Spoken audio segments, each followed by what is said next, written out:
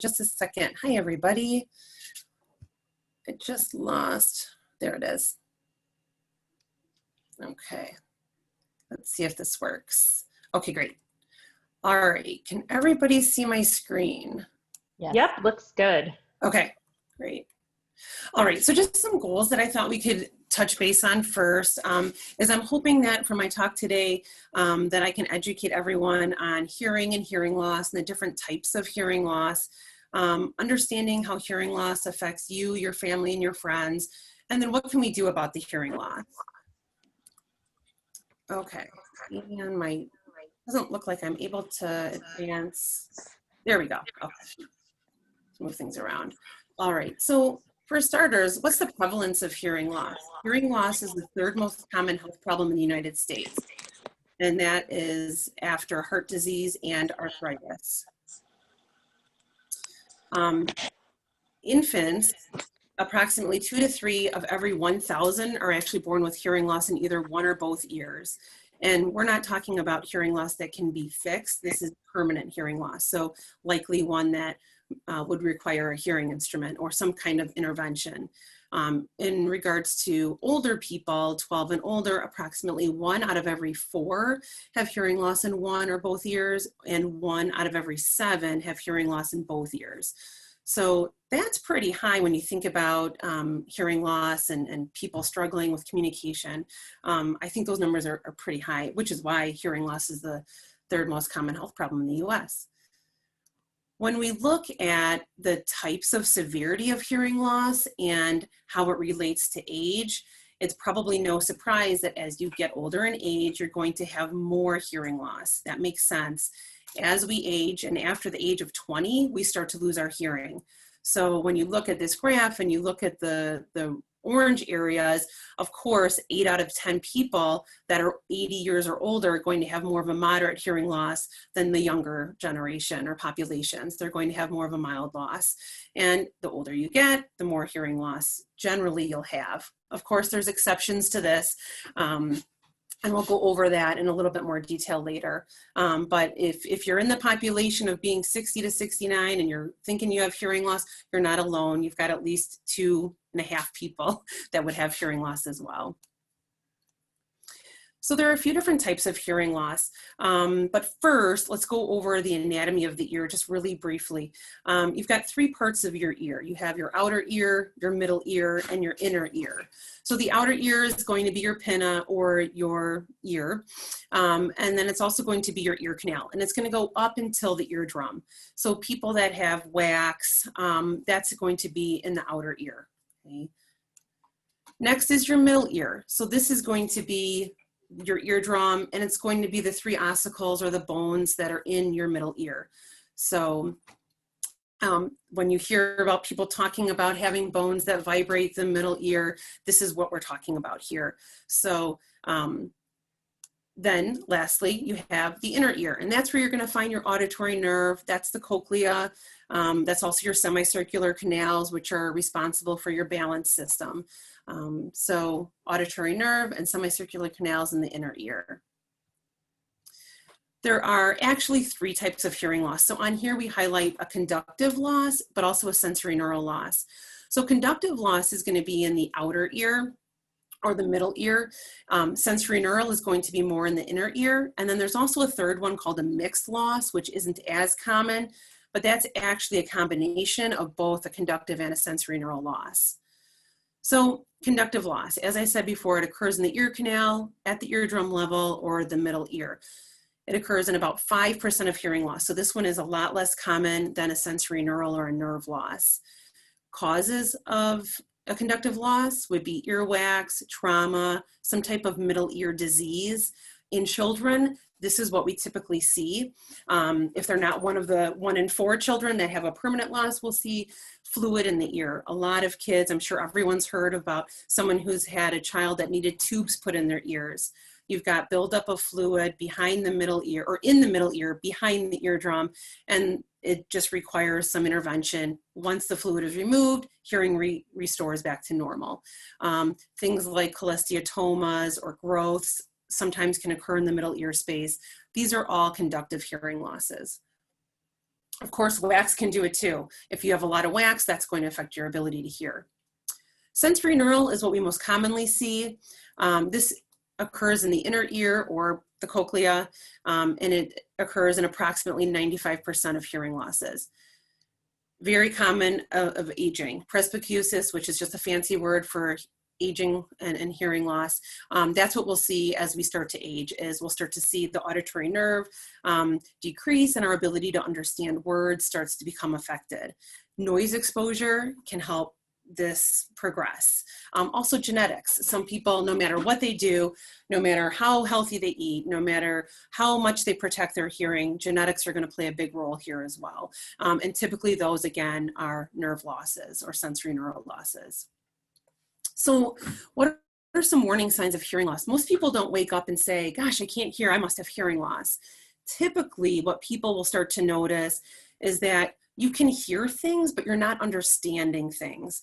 So I have a lot of patients come in and say, well, I think I can hear okay, but I can't understand.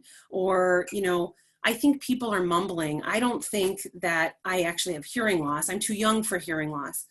But in reality, that's usually starts to be the first signs, is that you feel like you can hear, but you can't understand words. The clarity is no longer there, or at least it isn't as good as it used to be.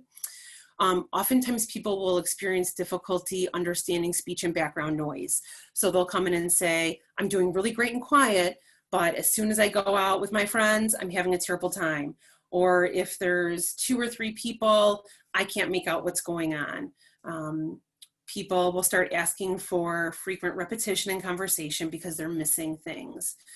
You might notice that you're looking at facial cues more, reading lips, trying to get more information, working a little bit harder to get more cues that are more than just auditory cues. You might be turning the television up louder or the radio. Some people will present with hearing loss that also have ringing in the ears or something called tinnitus. Sometimes that'll kind of come on at the same time that they're noticing that they've got some hearing loss. You may find that people are asking you a question and you're responding inappropriately, or you think that they said one word and they said something different. And so you might start to notice that your responses aren't what people are expecting you to respond as.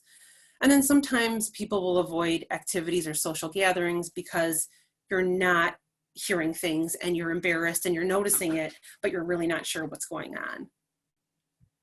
So if these things happen, then it's time for a hearing test. So I would encourage you, if you are saying, yeah, gosh, I'm feeling like these things are happening and this sounds like me or someone I know, encourage them to come in and see an audiologist and have your hearing tested. What they'll do is they'll test your hearing. They'll chart your hearing loss on a graph that looks like this. So from the top, it's quiet and then goes down louder and louder on the axis. You'll see that there's the decibel levels, your hearing levels, and then your frequencies or your pitches are across the top. Normal hearing would be considered 20 decibels or lower. And then most audiometers will go up to about 120 decibels, which would indicate a profound loss. I like this graph here. This is what's called a speech banana or an audiogram of familiar sounds. It's a great counseling tool. It's to help people understand, well, what does this graph mean? What do these decibels mean? What do these frequencies mean to me in the real world? So you'll notice on the left-hand side, your pitches are lower. So your 250 hertz, 500 hertz, that's generally where you're going to find vowel sounds. Vowels make up the loudness, the boominess of speech. Consonants make up the clarity of speech, and you'll find your consonants are on the right-hand side of the graph. So we're talking about 2,000 hertz, 4,000 hertz, and 8,000 hertz on the upper right-hand corner. You'll notice the further down the graph you go, the more hearing loss you have. And I love these pictures. Hopefully you can see them. They kind of give an idea of, in your environment, what are these sounds? So if you have a high frequency hearing loss, which is generally what people present with first, we start to see the high frequencies get worse first. You'll notice that clarity is compromised because your consonants are not as clear as they used to be. So those will be your F, your S, your TH, the shush sound, your fricatives in speech. If you're noticing that loudness isn't there, then maybe you have also some low frequency hearing loss and you're missing some of those vowels which are giving you the boominess. So you might notice, going back to the high frequencies, since that's the most common loss, that you're not hearing the leaves rustling. You're not hearing the birds chirping. You're not hearing whispers. Those types of sounds you might notice are a lot less audible than they used to be. And then that would indicate a high frequency loss. Trucks, lawnmowers, things like that. Generally, people can hear those when they come in for the first time, unless their hearing loss is so significant and they've waited quite a while. So hearing loss and quality of life, this is huge. So hearing, as we all know, is a vital component to communication and interaction with other people. And so the issue with not treating the hearing loss with hearing instruments, or at least knowing what's going on so that you can do everything you can to help yourself, is that it can really start to affect our quality of life. So the National Council on Aging found that hearing loss caused sadness and depression, worry, anxiety, social isolation, reduction in social activity, emotional turmoil and insecurity, and paranoia. And I think we would all agree that if we can't hear and we can't understand, it's not fun to get together with people. You know, you might be embarrassed, you might not want a hearing aid because it's ugly or it isn't gonna work well. And we've all heard these terrible stories about hearing aids. But the reality is that I think, you know, it's much better to get the hearing loss at least looked at, know what you're working with, and then decide what path you want to take. Are hearing aids appropriate? Would a different type of device be appropriate? But we really want to try to catch people before these types of effects start happening. We don't want you to be sad. We don't want you to isolate yourself. You know, hearing loss can be treated. Okay. The other interesting point about hearing loss, and over the last 20 to 30 years, they've been doing a whole lot of studies on the link between hearing loss and dementia. So there's been multiple studies done that say that if you don't treat the hearing loss, you're more likely to develop early onset dementia. Individuals with hearing loss are at a higher risk for cognitive decline. Okay, so one study showed that mild, moderate, and severe hearing losses made the odds of dementia 2, 3, and 5 times higher over the following 10 plus years. And I think that makes sense. And we'll go over why that makes sense in the next slide here. So studies of older adults who had lost some hearing found that they had mental decline 30 to 40% faster on average. That's pretty significant. If you look at it in years, that says that the same mental decline in 7.7 years as someone with normal hearing showed in 10 years. So that tells you that things are speeding up a bit if you don't have hearing loss. I'm sorry, if you do have hearing loss, your cognitive decline will speed up faster than someone with normal hearing. So why is this? So there's some theories out there. One is reduced cognitive load. So what that means is that the effort of straining to hear and understand takes away other resources that you would be able to use for memory or doing other cognitively demanding tasks. So you're working super hard, and you don't need to. But if you're not treating the hearing loss with hearing instruments, then you are working really hard to hear. We found that people are much more fatigued at the end of the day because they're working hard. And sometimes people don't even realize that they're working hard. It's just become what they have to do to hear. Hearing loss can affect brain structure. So less stimulation due to hearing loss results in changes to the brain structure. So it's kind of like if you don't use your arm will atrophy. The muscles will not retain the muscle strength that you used to have. It's kind of the same way with hearing loss, is if you're not stimulating the auditory nerve, you're not stimulating the brain, okay? Social isolation. Untreated hearing loss has long been linked to social isolation, which studies have shown increases the risk of cognitive decline and dementia. So kind of like what we talked about before. If you're isolating yourself, you're not stimulating your brain, and you're going to then socially isolate yourself. And that's when kind of dementia and things start to take over, in addition to the sadness and the depression and things that we talked about earlier. So what can we do about this? Hearing aids. So this is a very, very basic picture here. You've got 4 major components of your hearing aid. So you have a microphone, which picks up the sound. You've got a receiver that kind of spits the sound out, and you've got your battery, which is your power source, and then the amplifier, okay, amplifying the sound. This is kind of what a hearing aid looks like in a very basic model here.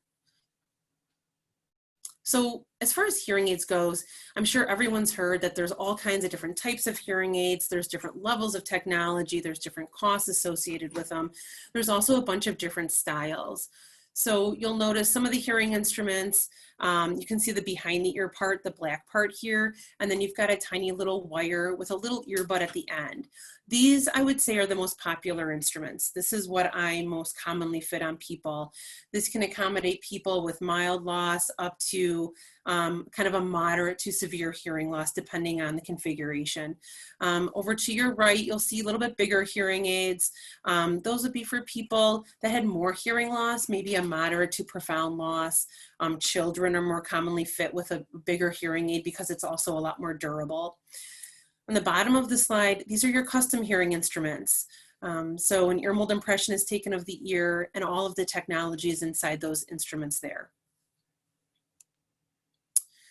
So in addition to hearing instruments, you also have the capability of Bluetooth connectivity, which has been very, very helpful and positive. So some of the new advances are Bluetooth connection to smartphones, also lithium-ion rechargeable batteries and smartphone apps. So what's really neat about the smartphone apps is that if you're into that type of technology, and most smartphones today, unless it's an ancient phone, are compatible. Every hearing aid manufacturer has their own app. You can download the app for free, and you can use that app as a remote control to the hearing instruments. A lot of the controls on the actual hearing aid are very small, so it makes it a little bit more difficult to manipulate the battery or the hearing aid for volume control changes and program changes. So instead, you have an app on your phone, and then you can just use a slider bar to turn the volume up, turn it down, change different programs if you're in a quiet program or a noisy program. Maybe you have a program for music.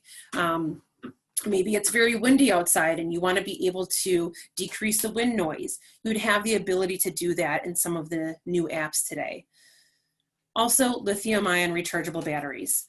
Very handy. You'll see the middle picture shows a charging station. So for people that don't want to change your battery every 5 to 7 days, which is a typical battery life of a hearing aid, instead you can put your hearing aids in a charging station. They'll charge overnight. It takes 3 hours for a full charge, and you'll get 18 to 24 hours out of each 3-hour charge. It makes it really convenient, especially for people that have dexterity issues, or they just want the convenience of not having to change your battery. This option isn't for everyone, so it depends on your lifestyle, whether or not rechargeable works or a regular zinc air battery would make sense. Batteries are readily available at any pharmacy. Rechargeable batteries are a little bit different. You would need to see your audiologist for changing the rechargeable batteries. Those batteries will last anywhere from about 2 to 4 years. Actually, let me go back here. I want to touch on this other part about the Bluetooth connection to smartphones. The other thing, in addition to your app, is that you can stream audio direct to the hearing instruments. So this comes in handy for people that have difficulty on the phone. Oftentimes I'll tell my patients, use the speakerphone, you'll get better clarity, but speakerphone isn't a good option all the time. So if you want privacy, what you can do is you can hook up your smartphone. Actually, your audiologist would probably do this for you, and you can also do this at home. You can connect your smartphone direct to the hearing instruments. So then when you get a call, it streams the audio direct to the hearing aids. So not only are you hearing more clear because it's going through the hearing aids, but you're also hearing bilaterally, so out of both ears. And that alone can help increase clarity quite a bit. In addition to that, you can use your hearing instruments kind of as your Apple iPods or your headset. You can listen to your music through the hearing aids as well. And so that is another handy feature. Cost. Hearing aids come in a variety of costs and price points. Not one product is perfect for everyone. It really depends on your lifestyle. So what I tell my patients is, You know, it's important for the audiologist to kind of get to know the patient, find out what is going to make most sense for them. Are you someone who is very active? Do you go to a lot, maybe not now, but in a normal world, do you go to a lot of gatherings? Do you go to a lot of meetings? Are you in a lot of background noise? If you are, then a hearing instrument that's more expensive will probably meet your needs a little bit better. It really depends on your lifestyle. As far as Medicare goes, it's kind of a hot topic these days. Medicare will cover your hearing test as long as your primary physician refers you. They do not at this point cover hearing aids. It's something that is being worked on, and hopefully someday that will change, but as of now, Medicare does not provide hearing aid benefits. There are many different private insurance carriers that will. So sometimes if people have a secondary insurance, they may be able to get help that way. So if you're considering hearing instruments, it's important in order to be successful to really have some good realistic expectations. I always tell my patients, hearing aids are not going to restore your hearing. This is not going to sound like normal hearing, nothing will. However, they can absolutely improve your overall hearing ability and quality of life. Also, expect an adjustment period. Hearing aids aren't like glasses where there's an exact prescription and you put the glasses on and things are clear. It really takes your brain a while to get used to the hearing instruments, and you have to retrain your brain really to understand better. So while hearing aids might be an immediate fix right away, it really does take quite a while, sometimes many months, to really fully acclimate and appreciate the hearing aids as much as you can. And then use good communication strategies. Make sure you're talking to someone in a well-lit room so you can read their lips. Make sure people are talking to you slowly, clearly, and make sure you're not too far away from them. Obviously, in today's world, it's kind of a nightmare for people with hearing loss because you've got to be 6 feet away, you have to wear a face mask. It's really difficult. But in a normal world, and if you can control your environment, those are good strategies to keep in mind. And that kind of goes into our next slide here. So effective communication strategies. What I tell a lot of my couples here is that make sure you have your partner's attention before you start talking to them. You know, they may be in a completely different world or planning, you know, what's on the dinner menu. And you could be halfway through your sentence before they realize you're even talking to them. So grab their attention and then engage. Make sure the speaker's facing you. And if you can, stand closer. 6 feet or more, the signal is softer. So try to be as close as you can to the person, you know, while respecting their personal space. But, you know, those are things to kind of think about because the hearing aids can only do so much. So sometimes people are fit with hearing aids. They're doing everything they can in regards to communication strategies, but they're still having a hard time. Those are people that might benefit from hearing aid accessories. So you've got some pictures on the screen here of different types of accessories that can be used. Roger Pen is a product that's available by one of the hearing aid manufacturers. Essentially what it does is it's an external microphone for you. So you would point that device, and it's on the left-hand side. It's the very skinny part. You would point that at people. You know, if you're in a group of people, you might put it on the table and you might point it in the direction that they're speaking. And what it'll do is it'll pick up their voice and it'll transfer their voice wirelessly and directly to your hearing instruments. It works fantastic. It works really, really well in a car. In a car, it's very difficult to hear because you've got traffic noise and wind noise. You know, maybe the radio is on. If you're the one driving, you know, and you've got a passenger, you can't really look at your passenger to see what they're saying. So this device would be really helpful for your passenger to wear. A TV streamer, that's the second device on your screen. over to the right. So, or from the left, it's your second device. So that device hooks up to your television, again, a wireless option here, and it'll stream your television directly to the hearing instruments. So it's especially helpful for people that have very poor word understanding, you know, things are not clear, or if you have a very large living space and you want to transfer the television direct to the hearing aids, this is a very good option for you. It'll allow you to hear the television just like they were talking right into your hearing aids. Multi-mic, that's another type of external microphone that can be used with one person or many. And then the remote control. If you're looking for a really basic control, if you don't have a smartphone that you can adjust your volume, then the remote control will be an option. Assistive listening devices. Let's say you're not in the market for hearing instruments and you just can't make that leap, or for financial reasons it's not an option. There are other devices that you can use. TV ears, the furthest one on the left here, that's a device that you can use. You would plug it into your television and you would wear the headset. And then that will wirelessly transfer the television directly to your ears. There are amplified phones. So if you talk on the phone a lot and you struggle there, consider an amplified phone. The volume is significantly louder in these than it would be in just your standard phone. Many of them have a volume control, so you can turn it up and down, and that's also helpful if you have a partner at home who doesn't need quite as much volume. They can turn the volume down. They also have telephones, as you'll see on the screen here, that type out the words for you. So you're getting auditory cues and also visual cues, which is super helpful for understanding. And then lastly, you'll notice a pocket talker. This is an excellent device for people that have a lot of hearing loss and hearing aids just aren't an option for them for whatever reason. It's just a very basic boom microphone that you point at someone, or they would wear kind of close to their mouth, and then it is hardwired to the person who's hearing impaired. But this works really great for one-on-one doctor's offices or just having coffee with a friend. This is a great device to use. It's not very pretty, so it's not very common, but it's very inexpensive and a good device nonetheless. So some other assistive listening devices that are available, and these can be used with or without hearing instruments, but sometimes that's not enough, or sometimes you need a little bit more.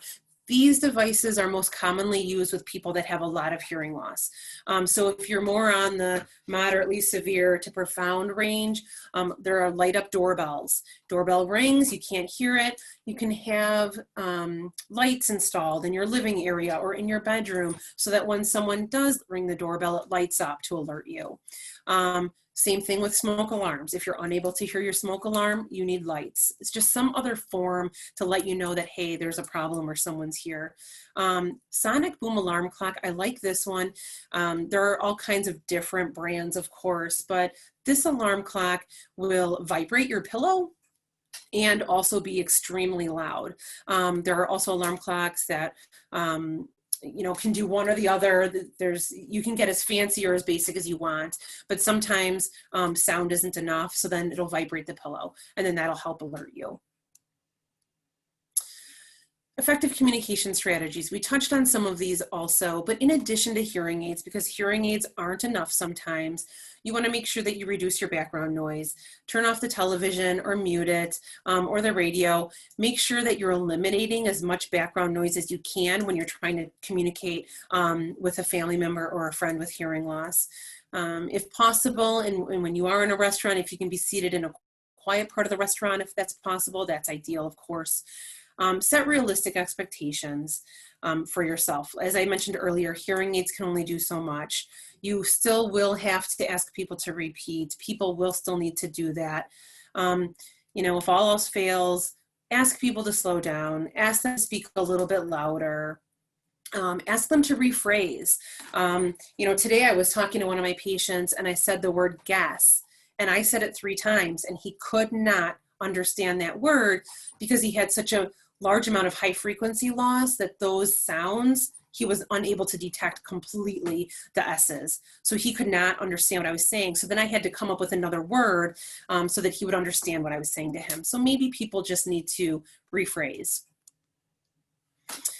I think that pretty much sums up today's talk, and I know I've got a few minutes left. So does anyone have any questions?